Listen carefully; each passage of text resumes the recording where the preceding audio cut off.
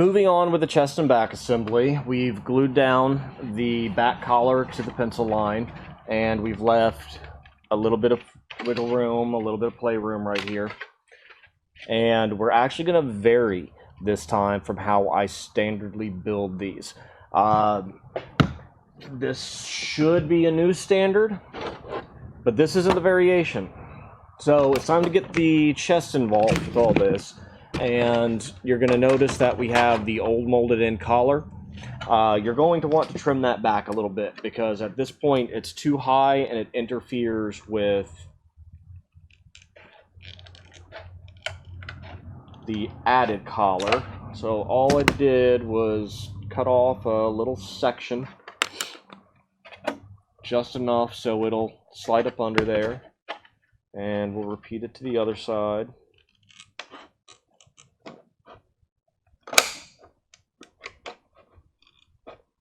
That side didn't cut as clean, but it's all hidden. Considering that's an OCD tendency, we're going to go back to the belt sander and just clean up this little bit of a rough edge.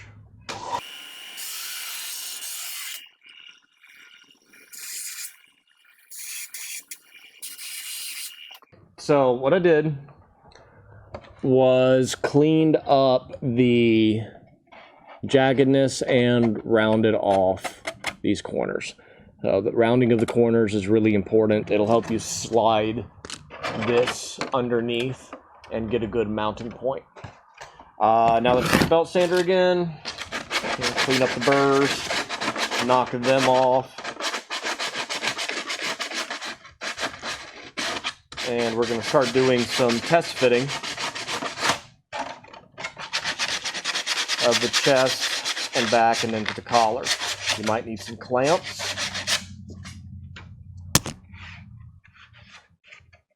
You might just be able to straight assemble it. You never know sometimes. Every suit turns out different. What I'm doing here is we're going to align the fangs as close to the bottom. And this is where the deviation is with the way the builds are. If we line up the fangs that far, you can see we've got a sizable gap to deal with now. I'm not sure how much you can see it, and that's where our scrap plastic is going to come into play. We'll be able to fill up underneath here, use a little bit of Evercoat Polyflex, and sand that smooth, and boom, that will be a beautiful, pristine one-piece chest. Here specifically, that's taking full length. There's no problem with coming up here and doing a butt joint and snipping these. You could still fill it a little bit. Sometimes that depends on the pull. Honestly, it's just the way the molds were designed. These, even though they came from a 3D file, they still weren't done as a full one piece once the collar was incorporated in. And that's what leads to having to do a little bit of work by hand. But hey, that's why we have a shop, and that's why it's our hobby. So let me keep moving here and quit talking. And let's get some marks going. Let's see where I want this. I like it right there. I really got to eyeball mark it. All I've done is come to the point and have these two meet. I can't sit for this anymore. Now, that's where I want them to meet. Go my pencil so I can know where we're going to be playing.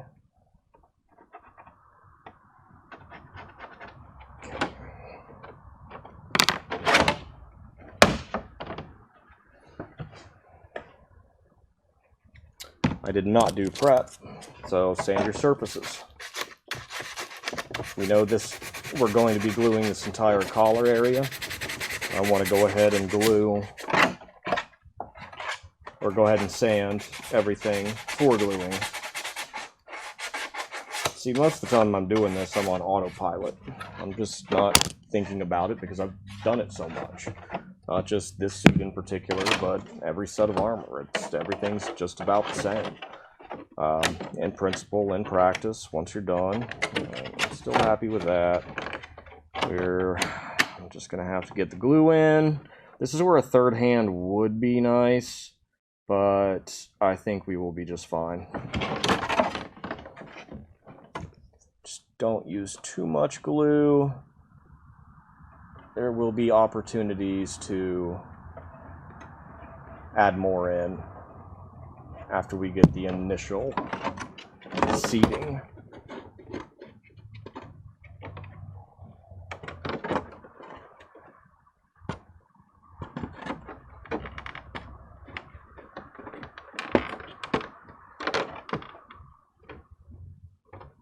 This is where the third hand would really come in handy. They can come by, you know, spray it with a bit of accelerator, you know, get it sticking.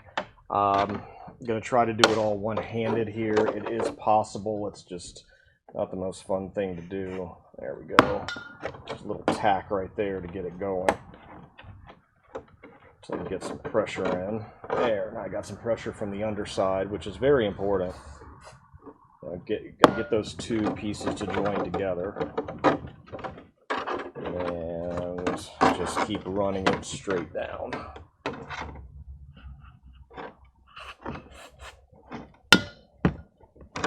We can come in and touch up with more glue later if we need to. Right now, it's in, and that's what we needed to see. Let's start lining up the other side.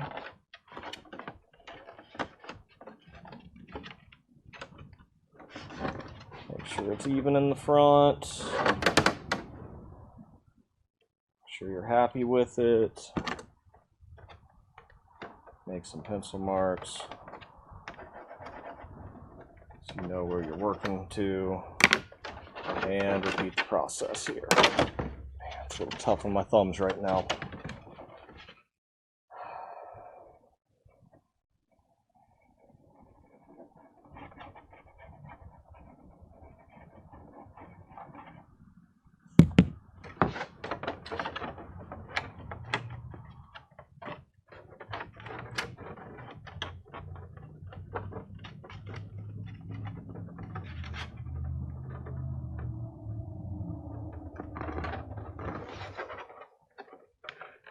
Now I've got my fingers wedged back here to apply some pressure, or between the collar, you know, the form collar itself here. I seem to put just enough pressure on it. Start the adhesion going. Make sure we keep lining it up here as we go. Just push in, stretch the plastic. Give it a little squirt. It's good to go. All right. Pretty happy with that. See, these two butt up pretty well together. There's still a little bit of ugly plastic, but it's so thin. This is formed towards, or this is formed like this towards the back of the machine. That's really beneficial. We want to keep this area a little bit thinner so that we can manipulate it with plastic like this. So that's the next step, is we're going to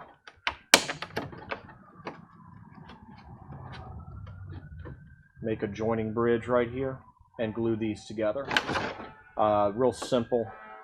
It's a butt joint, if you just follow any standard butt joint that we've done or gone over.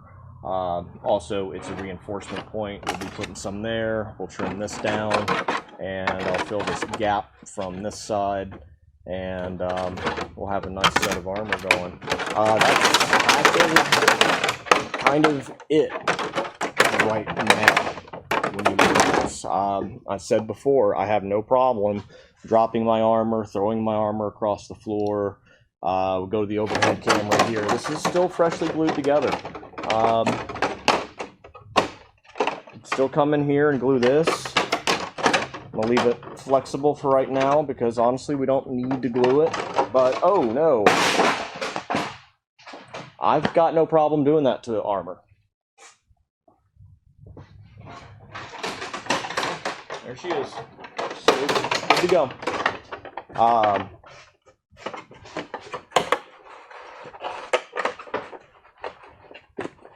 And you put it on, and you've got the gorget that comes in here, and you're good to go. That's it.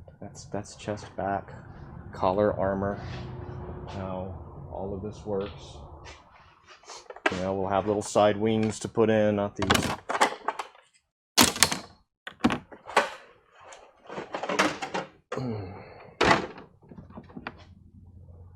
It's really not a hard part of this suit to assemble.